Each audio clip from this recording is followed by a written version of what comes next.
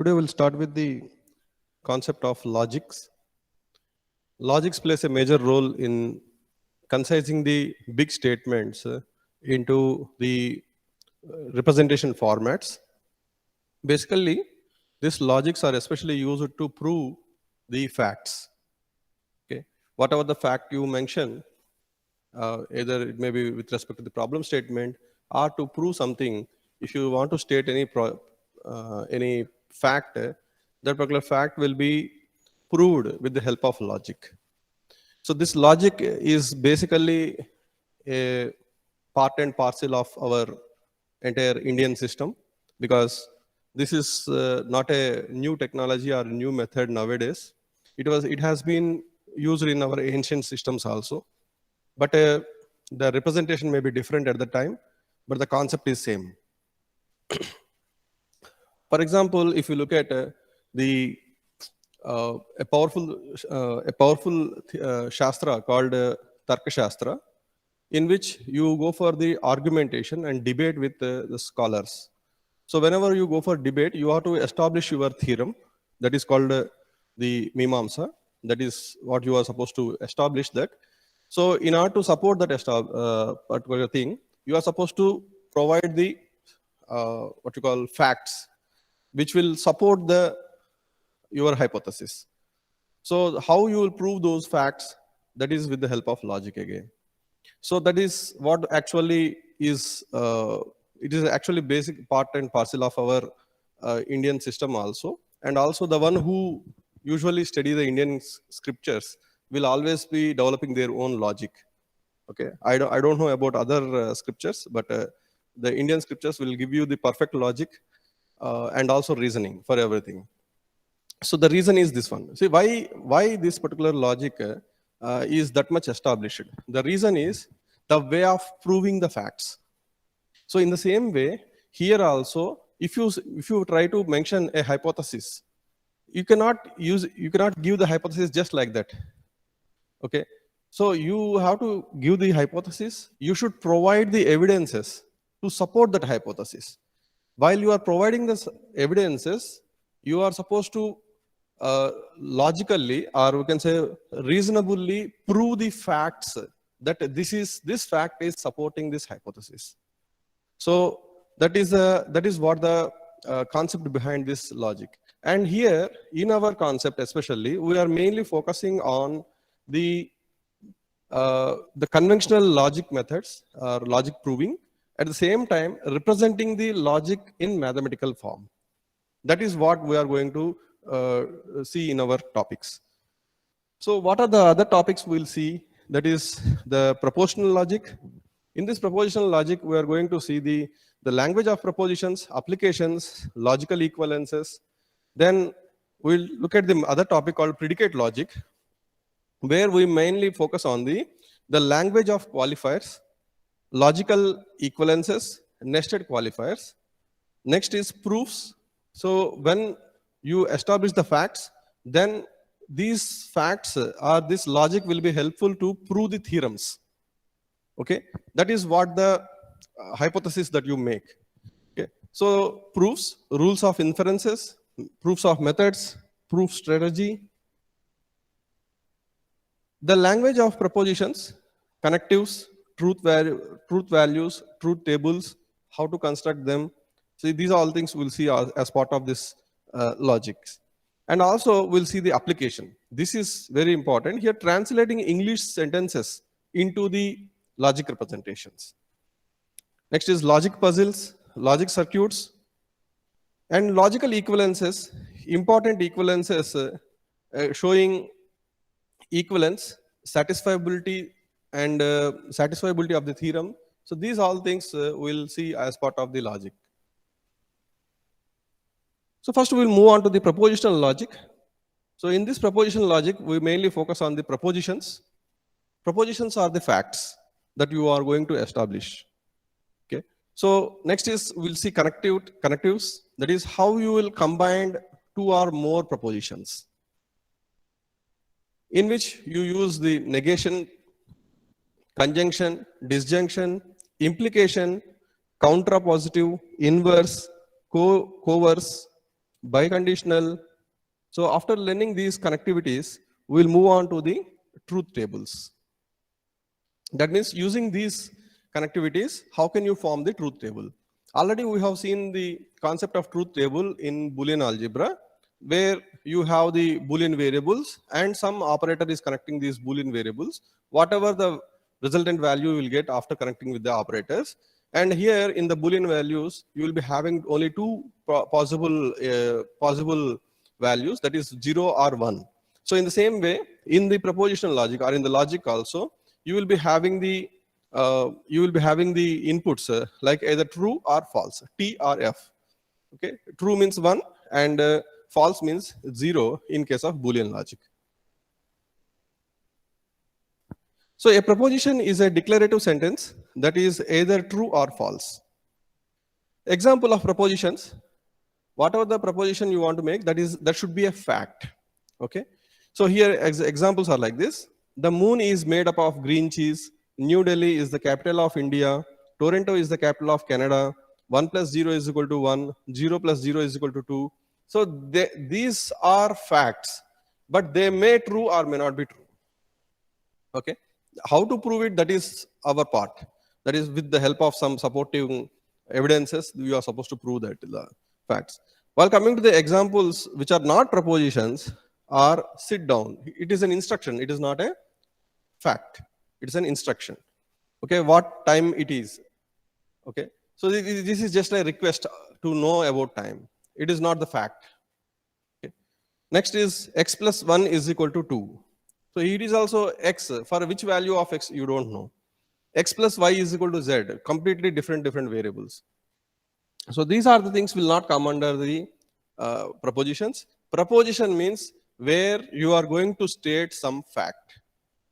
That fact may true or may not true. Instructions, commands, other things will not fall under the propositions. Proposition is nothing but it is a fact. It may be true or false, right? Propositional logic. So you may have multiple propositions. You can have any number of propositions. However, if the proposition is too long or the fact stating is too long, it is very difficult for us to write the same fact again and again in a natural language. So hence what we are going to do is we use variables, okay, for representing some facts. So variable is very easy to manipulate in the case of mathematics. For example, you don't know anything about that value. So you will say, since I don't know this, so I will call it as x. Simple. So in the same way here also, constructing propositions, propositional variables, P, Q, R, S, like that you can use any number of propositional variables like a variable. If the truth value of a proposition is true, denoted by T, if it is a true proposition, and false, denoted by F, if it is false proposition. So it is just like the Boolean algebra and Boolean values, 0 and 1. 0 represents false and true represents 1. Compound propositions. So using the simple variables of propositions, we can make the compound propositions. Like how you can make the compound Boolean expressions using the simple Boolean variables, like a plus b, okay, a dot b, a complement, these kind of things how you do. In the same way, we can also make this. So compound propositions constructed from logical connectivities and other propositions. So here the connectivities are like this: negation, which is called complement; conjunction. So conjunction is a kind of the symbol like this, inverted V, and disjunction. So it will be represented as V, and implication. So P implies Q or R implies S. These are the implication, and biconditional. So P if and only if Q, this kind of things. So these are the compound propositions that you use in our we use in our propositional logic representation. Now we'll see one by one. Negation. We all know that negation is nothing but complement. So complement of true is false, complement of false is true. So a statement can also be written in many ways. Like for example, sun rises in east. Okay, sun not rises in east. Not rises in west. So this same statement can also be represented in multiple ways. Okay, whenever you want to use not kind of word in your statement, you are supposed to think that, okay, you are going to represent a negation operation. So the negation operation of a portion of a proposition P is denoted by negation P. So you can remember the negation symbol, and has is truth table. When P is true, obviously negation of P is false, and when P is false, negation of P is true. Example, if P denotes earth is round, then negation P denotes that it is not the case the earth is round, or simply earth is not round. Okay, so this is what the representation. Next is conjunction. So conjunction is just like the AND operation.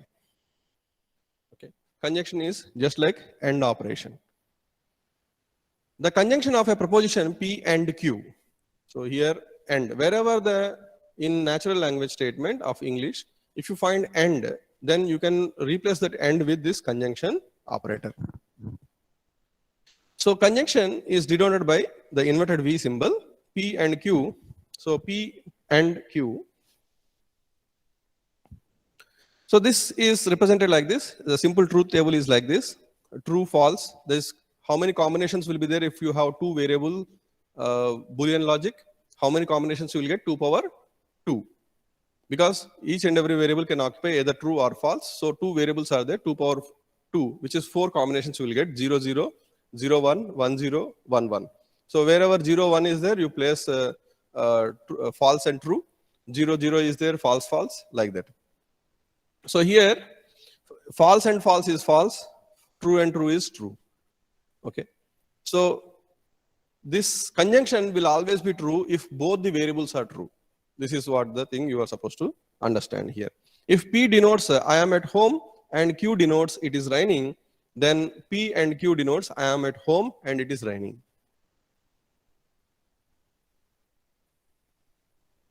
Next, disjunction. Disjunction can be considered as OR operation, either that statement or this statement. So in case of conjunction, both the propositions must be true, then only the resultant expression will be true. But in case of the disjunction, any one of the proposition is true, then the resultant expression is true. Simple OR operation. The disjunction of propositions P and Q is denoted by P or Q, that is disjunction operation, and has its truth table like this. T, that is true and true or true is true, true or false is true, false or true is true, false or false is false. For example, if I have given you the example like this, if P denotes I am at home and Q denotes it is raining, P or Q denotes that I am at home or it is raining. Next is the connective OR in English.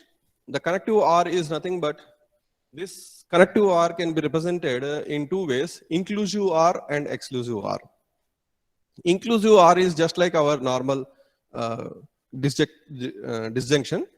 While coming to the exclusive OR is a typical operation that popularly used in many Boolean circuits. So inclusive OR is just like our normal OR operation only. The exclusive OR operation is like this. When reading a sentence,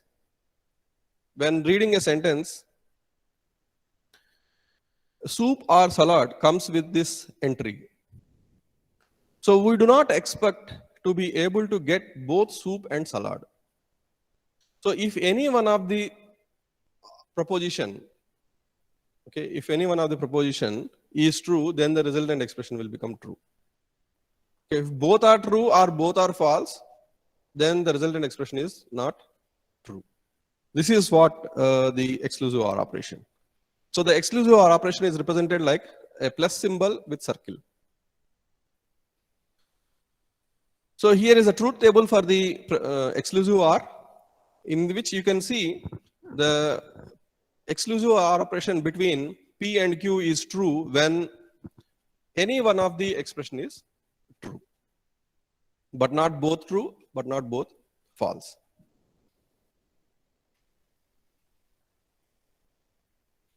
While coming to the implication means implies. Okay. See, this implication is a most confusing thing. You must understand this carefully. If P and Q are propositions, P implies Q is a conditional statement or implication which is read as if P then Q and has the truth table like this. So here,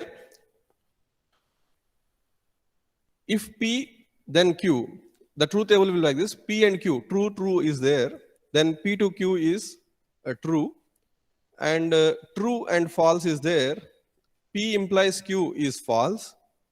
False, true is there, false and false is there. In such cases also, P implies Q is false. Sorry, P implies Q is true. This is the only expression that you should not consider as the literal meaning in English. Okay? You should not take exact meaning in English, but you have to apply some sense on that to represent it is a implication or not. Example, if P denotes I am at home and Q denotes it is raining, then P implies Q denotes if I am at home, then it is raining. Okay. If you are not at home also, there may be case that it is raining. Okay. And there is a case that if you are not at home, also there may not be raining outside. Okay. So that means you cannot say literal meaning for this. Just by looking at the English statement, you cannot conclude that this is correct. This is perfect implication. But you should apply some analysis on that. So that is the reason in P implies Q, P is the hypothesis. Okay. Or which is also called as premise. And Q is the conclusion, okay, or consequence. So this is a very, very important thing, because many of us will do the mistakes in this implication. So one thing is, in implication, you should not take direct meaning of the English statement. Okay, that is one thing you should remember. And always you should think that the implication will be like this. With an example I have shown here. If P denotes I am at home, then Q denotes it is raining. There is no rule that even though you are at home, there is a possibility that it may not be raining. Okay, even though you are not at home, there is possibility that it may rain. Okay, so this is what the thing actually. So understanding the implication, in P implies Q, there does not need to be any connection between the antecedent or the consequent. The meaning of P implies Q depend only on the truth values of P and Q. That is the reason I told you, you should not directly take the meaning of meaning literally, like how you have taken for the conjunction, disjunction, and negation. These implications are perfectly fine, but would not use in ordinary English. If the moon is made up of green cheese, then I have more money than Bill Gates. Is there any sense in this? So this cannot be considered as a general way of thinking, but you have to observe that. Then you can decide. That is the reason it's totally based upon the values of P and Q. If the moon is made up of green cheese, then I am not welfare. I am on welfare. If 1 + 1 = 3, then your grandma wears combat boots. What is this? So there is no relation between P and Q, because they're completely independent, and you cannot combine these kind of things. So understanding implication, one way to view the logical condition is to think of an obligation or contract. If I am elected, then I will lower the taxes. So it is never possible to lower the taxes. Always the tax will be high only. So if you get 100% on the final, then you will get A. So I cannot say whether you will get A or not. Okay. So if the politician is elected and does not lower taxes, then the voters can say that he or she has broken the campaign pledge. Something similar holds for the professor also. The one who say that if you get 100%, then you will get A. So you may get A plus also. Okay. So this corresponds to the case where P is true and Q is false. So what are the different ways to express this P implies Q? The representations are like this. If P, then Q. Okay. If P comma Q, if it was mentioned like this, they can also be represented like this. Q unless negation P. Q where P. Q follows from P. P implies Q. P only if Q. Q when P. P is sufficient for Q. Q is necessary for P. So these are the various things that you are supposed to think of when you go for the P implies Q. And in this, especially what you are supposed to look at. Here, a necessary condition for P is Q. To happen P, okay, Q is the necessary condition. A sufficient condition for Q is P. These are the two things you are supposed to look at. Necessary condition and sufficient condition. If P implies Q means the Q is the necessary condition and P is the sufficient condition.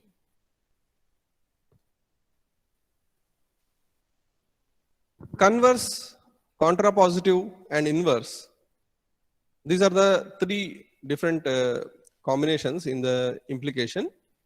If P implies Q, we can form new conditional statements like Q implies P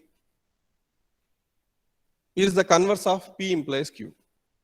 Now the essential condition becomes the necessary condition becomes the sufficient conditions become the necessary condition. Negation Q implies negation P is the contrapositive of P implies Q. Completely opposite of P implies Q. Negation P implies negation Q is the inverse of P implies Q. It is just like the solution is the example is here. Find the converse, inverse, and contrapositive of it. It raining is a sufficient condition for may not going to town. So here, what are the propositions? It is raining is the proposition, and going to town is another proposition. P and Q, these are the two propositions. Now, converse is if I do not go to town, then it is raining. Contrapositive, that is negation Q implies negation P. If I go to town, then it is not raining. Inverse, if it is not raining, then I will go to the town. Okay. These are the representations of converse, contrapositive, and inverse. While coming to the next combination, that is biconditional. Biconditional means we used to use in the mathematics theorems IFF, if and only if. Okay. If P and Q are propositions, then we can form the biconditional. We can form the biconditional propositions. Now the biconditional propositions is in the two directional. While coming to the implication is only forward direction. Here both dimension arrow mark you are supposed to use. So P biconditional Q reads as P if and only if Q. The biconditional P biconditional Q denotes the proposition with the truth table. That means if P is true, okay, if the Q is true, if and only if P is true. Okay. Q is false, if and only if P is false. Remaining all cases, it is false. So this is what the biconditional. If P denotes I am at home and Q denotes it is raining, I am at home if and only if it is raining. So this is what is called biconditional. While coming to the implication, I am at home if it is raining. Okay. But here, if and only if. When it is raining, then only I am at home. Otherwise, I may not be at home. This is what the thing. That means if it is not raining, so obviously here also I am not at home will also holds true. Expressing the biconditional, some alternative ways to represent this biconditional, like how we have seen the alternative ways to represent the implication. P is necessary and sufficient for Q. So P is a necessary condition and it's sufficient for representing Q. If P, then Q, and conversely, P if and only if Q. These are the three ways you can represent the biconditional. So here are some examples. It is here there are two propositions, P and Q are like this. It is below freezing is the P variable, proposition 1, and Q variable, that is proposition 2, it is snowing. Now using this we can form the statements like this. It is below freezing and snowing, and means which operator you are supposed to use? You have to use conjunction operation. Okay, P conjunction Q. It is below freezing but not snowing. But not means negation. Snowing is Q variable. So negation Q, okay, with the conjunction with P. P conjunction negation Q. It is not below freezing and it is not snowing. So what is this here? Negation P and negation Q. It is either snowing or freezing or both. Okay, or operation. So disjunction will be used here. If it is below freezing, it is also snowing. Okay, it is below freezing. So P is a condition with the sufficient condition Q. It is also snowing. So P implies Q. It is either below freezing or it is snowing, but it is not snowing if it is below freezing. So here two statements are there combined. Okay. So when you are using two statements with comma, then you need to think of the essential operation to be included here, whether it is conjunction or disjunction. So it is either below freezing or it is snowing. So you have identified that P or Q. P or Q. Next one is it is not snowing if it is below freezing. If it is not, it is not snowing means negation Q.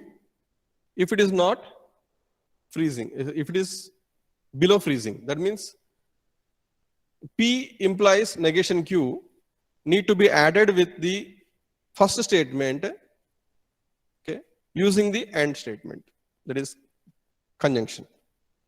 It is below freezing is necessary and sufficient for it to be snowing. We have seen an alternative representation for the bidirectional. Okay, we have seen here. It is necessary and sufficient for Q. In this kind of statement appears in the English representation, you can use the biconditional. Or if P then Q and conversely. So this kind of things were occurred, then you can write in the bidirectional representation. Like that, here are three variables now. Previously we have seen two variables, here three variables are there. P, grizzly bears have been seen in the area. Usually these bears will be seen in the US areas. Okay. So Q is hiking is safe on the trail, or berries are ripe along the trail. So these are the three propositions. Using these three propositions, you can go through these statements. Berries are ripe along the trail. but grizzly bears have not been seen in the area. Okay, P is negation and R is normal, because here it is not been seen in the area. Okay. Like that, the statements are like this: grizzly bears have not been seen in the area and hiking on the trail is safe, but berries are ripe along the trail. So here not seen, so there you place a negation operation for the corresponding preposition variable, then combined with and, that is conjunction. Now you can answer the C statement. If berries are ripe along the trail, hiking is safe if and only if. When can you use if and only if? In case of bidirectional. Okay, so if and only if grizzly bears have not been seen in the area. Okay.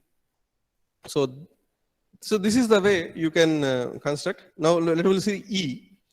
For hiking on trail to be safe, it is necessary but not sufficient.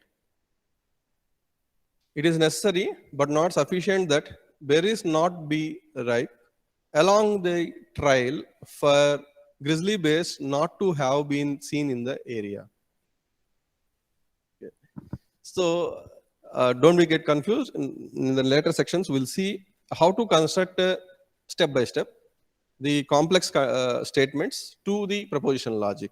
So first, always we need to consider the individual statements first. Even though the statement has been given in the paragraph, you need to pick up the propositions individually. Anyhow, the propositions will be given and a paragraph will be given. So you need to pick up them. First, atomic units will be taken. Then you are supposed to go for combination. That we'll see afterwards. So this is represented like this. Q implies within the brackets negation R, negation R, conjunction, negation P. And for the entire thing, again, conjunction with negation of, negation R, conjunction, negation P implies Q. So this is what the entire statement is represented. Hiking is not safe on the trail whenever grizzly bears have not been seen in the area and berries are ripe along the trail. So this is simply represented like this. P conjunction R implies negation Q. So the truth table for the compound propositions, how to construct that? Construction of a truth table. So rows, you need to construct the truth table not to the entire expression, but you have to take individual variables first, then try to form the truth table. Then you combine the independent expressions to get the resultant expression. So this is what the thing. Construction of a truth table, rows need a row for every possible combination of values for the atomic propositions. So atomic propositions means individual propositions, that is P, Q, R variables, whatever the thing you take. Columns need a column for compound propositions, usually a far right. So at rightmost side of the truth table, you must write the compound propositions. In individual propositions should be written at left hand side. Need a column for the truth values of each expression that occurs in the compound propositions as it is built up. So it includes the atomic propositions like this. If you want to consider the truth table for P disjunction, Q implies negation R. So P, Q are to be individually dealt. Then another individual thing is negation R. So you may ask me that why can't we take a conjunction first to go for a truth table? Okay, but conjunction usually will be based upon the priority that we'll see afterwards. So P conjunction Q implies negation R. So always you have to take the first atomic variables first. So P, Q are the atomic variable, then negation R is another next atomic variable. Next combination variable is P conjunction Q. Then the resultant compound statement. Equivalent propositions, two propositions are equivalent if and only if they have always the same truth table. Okay, resultant value in the truth table. So because one statement can be expressed in multiple ways, that is the reason two propositions are equivalent if they have always the same truth values. So showing a truth table that the condition is equivalent to the counter positive, if you look at here, P, Q, negation P, negation Q. Counter positive means P implies Q means negation Q implies negation P. So if you look at P implies Q resultant truth values, and the negation Q implies negation P truth values, both are same. So that is the reason this P implies Q can also be represented as negation Q implies negation P. Show using truth table that neither the converse or inverse of an implication are equivalent to the implication. So here, same thing, same concept, you use it. But if you look at P implies Q is not equal to negation P implies negation Q, and Q implies P.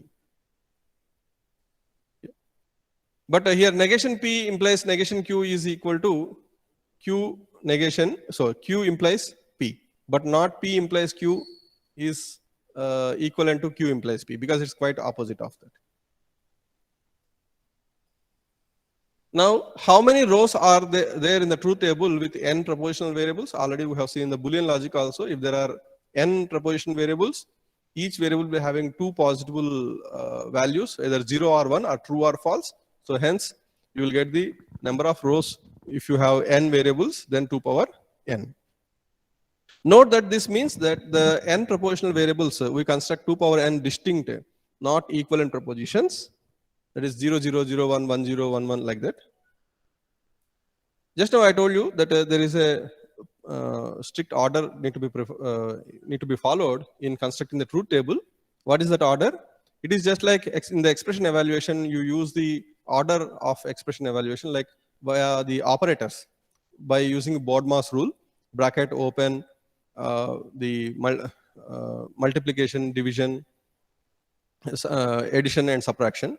So like that, how you use the priorities for the variable for the operators, in the same way in the logical operators also, especially in the logics, you are supposed to use this order of that is precedence order of the logical operators. Always you have to give the first preference to the negation.